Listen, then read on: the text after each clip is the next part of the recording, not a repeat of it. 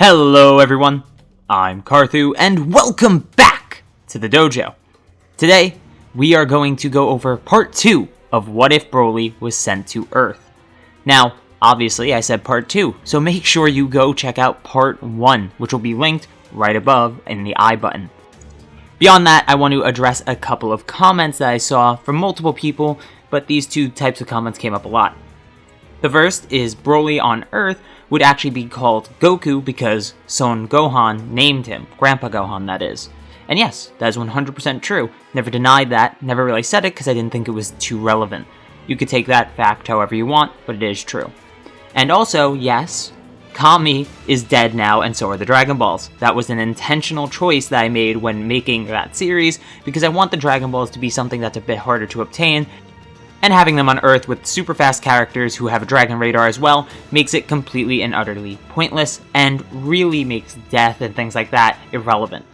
But enough of the last part. As you guys all know, we covered the entire original Dragon Ball story, everything from Goku meeting Bulma all the way to the 23rd Tenkaichi Budokai.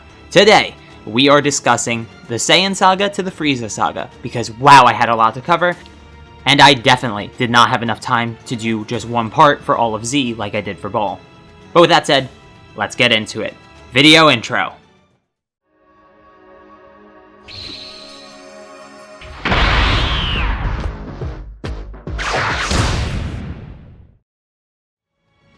After the Tenkaichi Budokai and the death of Piccolo, BROLY feels a power fade in the distance. Kami is now dead. Popo flies over to BROLY on his magic carpet to inform him of Kami's last wish, and that is for BROLY to be God of Earth. BROLY refuses to become God though, and he says Master Roshi would be a far better candidate for the job. Popo looks over Roshi and actually agrees. Remember, this Master Roshi is far stronger than the one that we have in the traditional series. Roshi is of course humbled by this offer and accepts immediately, and he hops on Popo's magic carpet. Popo is about to leave, but reminds Chi-Chi and BROLY that now that Kami is dead, the Dragon Balls are no longer active, and all 7 will remain stone unless they are reactivated. With Chi-Chi and BROLY now alone, the two decide to go train together. They fly over to Mount Paozu, build a home, and 4 years pass. Vegeta, Nappa, and Raditz are all conquering a planet in the name of Frieza. Once they finish, Vegeta tells the other two to turn off their Scouters communicators, and he goes on to tell them that he picked this planet for a specific reason.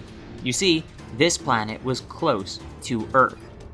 As a boy, Vegeta was taught by his father that tough decisions must be made when dealing with potential usurpers and potential threats to the throne.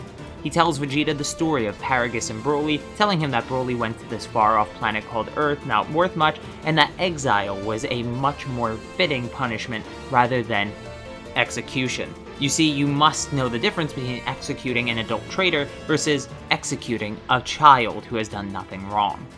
Vegeta always hated that lesson. With BROLY, they could have potentially beaten Frieza by now and gained their freedom, but instead, the Saiyans are no more, and Vegeta is the prince of 2. Well, now, 3. Vegeta decides to send Raditz to Earth to retrieve BROLY. He goes and arrives on Earth 1 year later. He lands on the planet and uses his scouter to find BROLY and Chi-Chi with their higher power levels than average over on Mount Paozu. Raditz's power alerts BROLY and Chi-Chi, who can now sense ki as well, and Raditz gives BROLY the big exposition about what just happened, about the plan of Vegeta, so on and so forth.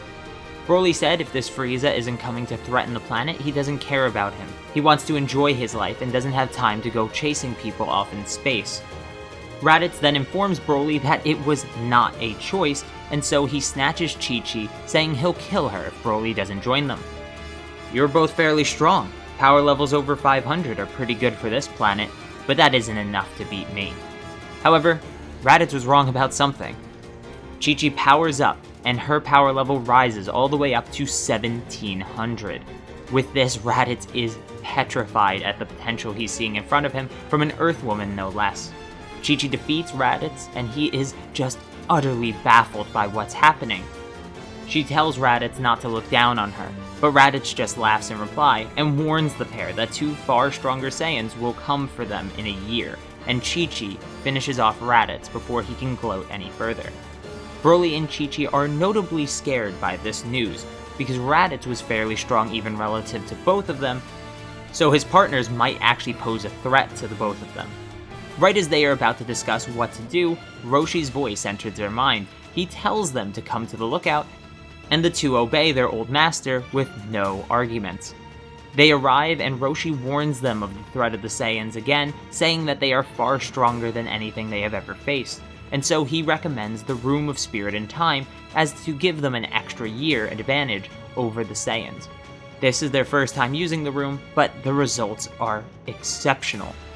With the combination of the Room of Spirit and Time and their 1 year of training outside the room, they are far more powerful than they were before, and they now feel more confident to face the Saiyans. Using Roshi as a timer, they know the exact day that the Saiyans will arrive, and so the day of, they go to a wasteland far away from any civilization as to make sure no casualties occur during this battle.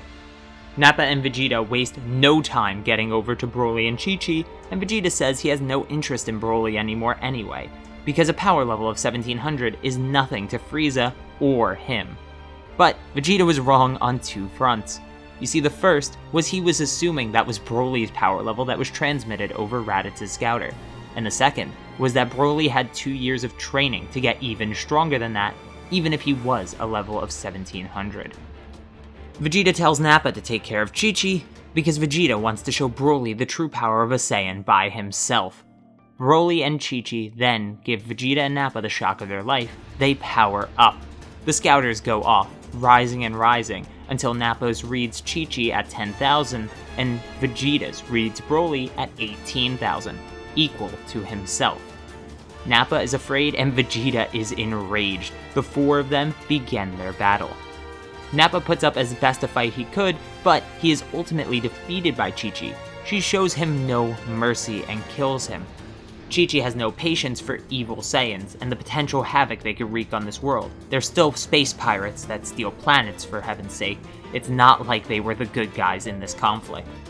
Vegeta and BROLY continue their fight, but Vegeta criticizes BROLY on one thing: the removal of his tail. Vegeta quickly makes a power ball and transforms into the Ozaru form using it. This lowers Vegeta's power, but it gives him a tremendous 10 times boost.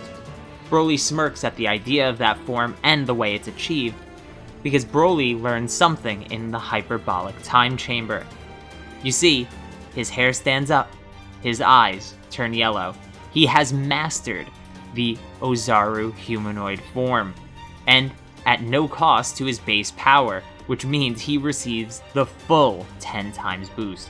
Because of this, BROLY is easily able to outpace Vegeta and removes his tail with no difficulty. Vegeta then lays on the ground defeated. Chi-Chi tells BROLY to hurry up and finish it, but BROLY can't bring himself to do it.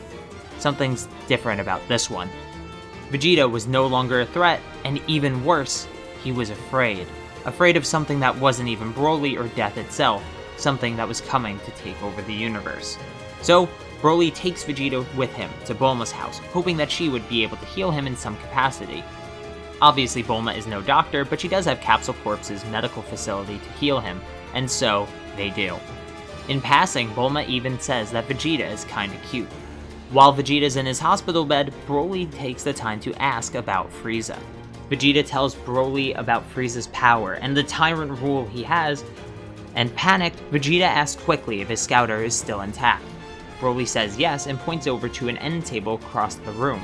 Vegeta quickly destroys the scouter with a blast, saying Frieza now knows where they are, and even worse, he knows of Vegeta's plan. So Frieza begins to head towards Earth, and based on Frieza's last known location, it will take him 2 years to get to them. As this conversation is wrapping up, Popo and Roshi come to the hospital with a bipedal cat. It's Master Karin, and he gives Vegeta a Senzu Bean, instantly healing him and filling his stomach. Roshi says that as God, he has to do his best to protect Earth, no matter what. So BROLY takes the rest of Karin's Senzu Beans, and he tells Vegeta they need to train. Roshi tells Chi-Chi that he has somewhere better for her to train, not around these Saiyans. So she goes with Roshi, and he takes her to Snake Way. She's going to train with King Kai. BROLY and Vegeta start their training, but after a month, Bulma informs the pair that she has made a gravity room to help them train. It goes up to 500 times max, and the two are elated. Bulma says that she decided to make this gravity room based on studying Vegeta's DNA, which showed that it had properties to adapt to certain types of gravity quickly. Abusing the Saiyan biology would allow them to get exponentially stronger based on how much gravity they trained under. And so 2 years passed. Frieza arrives on Earth, and they wait in a wasteland to fight Frieza. Vegeta is now in Earth clothes, though with remnants of Saiyan history, and he and Bulma have started having a more friendly relationship than when they first started. But nothing too crazy has come of that yet. They wait for Frieza and also notice that Chi-Chi is nowhere to be found. They receive a telepathic message from King Kai saying that Chi-Chi is on her way, but it will take her a little bit to get past Snake Way. Though she is super powerful now, it will not be too long, maybe a couple of hours at most. Ships descend before Frieza's. This is the Ginyu Force, Zarbon, Dodoria, even Kui lands before Frieza. They all launch a full assault on the two Saiyans, but are quickly dismantled by the two of them, and easily destroyed. There is no one left but Frieza to fight them. They are far too strong for these peasants. Frieza's advanced scouter can read that they have power levels of 200,000, and that is actually their accurate power level. They are not holding back right now. Because of this, Frieza laughs, noting that even his first form can take out both of them combined, and so he descends on the planet. He comes out and begins to face the two of them at the same time. But something's not quite right. They seem a bit too confident despite themselves being destroyed. Once the two nod, they both start having their hair flow upwards and their eyes turn yellow. That's right, even Vegeta acquires the Rage form, the Controlled Ozaru form. They get 10 times stronger instantly and become power levels of 2 million. Frieza's scouter breaks, even though it's advanced, and he is forced straight into his second form, which gets dismantled as well just by BROLY alone. He goes into his third form, and Vegeta decides to take this one, and is easily able to destroy Frieza again. The two of them seem completely unmatched in this fight, and it seems like Chi-Chi won't even be needed. But then, Frieza starts to unleash the power of his final form. Remember, Frieza's final form was crazy strong, even strong enough with less than half its power to defeat a 3 million power level Goku using Kaioken times 20. The two of them realize something is very off here, so they decide to team up and try and take down Frieza. But even with their combined power levels, they are not able to stop the monster tyrant. And so they get beaten pretty badly, within an inch of their life a couple of times, but they are able to use Senzu beans that they still had left over from training. They healed up a couple of times before they ran out of beans, and even with their newly increased power of 20 million each, they are still not able to defeat Frieza. That's right, 2 Zenkais later and a 10 times boost. That's actually not that crazy compared to the Frieza saga in canon. Remember, Goku went from like 180 with Kaioken to 3 million. Back to the what if though, Vegeta and BROLY have only managed to stall for time at this point and haven't managed to gain enough strength to actually take down Frieza. Frieza laughs, impressed at their newly found power, and even says, "I'm glad I destroyed Planet Vegeta. Enough of you would have been a nuisance." And Vegeta at that point lost control. He was angry, upset. He never knew that Frieza was the one who destroyed his planet, only that the planet was destroyed. In a last-ditch effort, Vegeta charges at Frieza, but is quickly killed. Frieza's had enough of these games, and he's going to finish it now. All seems lost, all seems over for BROLY, but that is until Chi-Chi arrives. So Chi-Chi joins the battle, and using a Kaioken times 20 the minute she lands, she's able to stop Frieza from killing BROLY. She is even stronger than BROLY and Vegeta. Her power level at this point has gone up exponentially, beyond so. She is at 60 million when using Kaioken times 20. That is enough to damage Frieza, who's suppressed to this level. And so at the cost of her body and potentially her life, she uses Kaioken times 20 on repeat to quickly dismantle Frieza, doing the best she could, the most damage she possibly can, but it's not enough. And Frieza is sick of this woman laying hands on him. Frieza quickly grabs her by the throat, tosses her to the ground, and shoots a laser through her chest. Her heart beats and stops. BROLY looks over in horror at the dead Vegeta, at the dead Chi-Chi. All he can think about is it wasn't enough. All he can think about is the fact that he didn't have the power to handle the situation. He begins to weep. He begins to rage. He looks up at the sky. His hair starts glowing, but nothing happens. The Super Saiyan form will not come out of him this time. No Super Saiyan for BROLY means death instead. And so Frieza points a final beam at BROLY, laughing maniacally the entire time. But that laughter would not last. Though BROLY couldn't turn Super Saiyan, something else could. Remember, I said this took 2 years. And what happens 2 years after the Saiyan Saga? That's right, it's the arrival of Future Trunks, who quickly comes onto the battlefield, saving BROLY last minute and helping defeat Frieza with ease. Future Trunks says he's very confused as what's going on because none of it is right, and he quickly kills Frieza so he can start asking questions. In Part 3, when we get to the Android Cell Saga and potentially the Buu Saga, I'll see how long it's going to be when I write it out. Thanks for watching. Leave your opinions, counterpoints in the comments down below. Hit subscribe and that notification bell if you want to stay up to date on the channel. Check out the Patreon and the t-shirt if you really want to support me. And don't forget to click those 2 videos above to go see some other great content on the channel. See ya!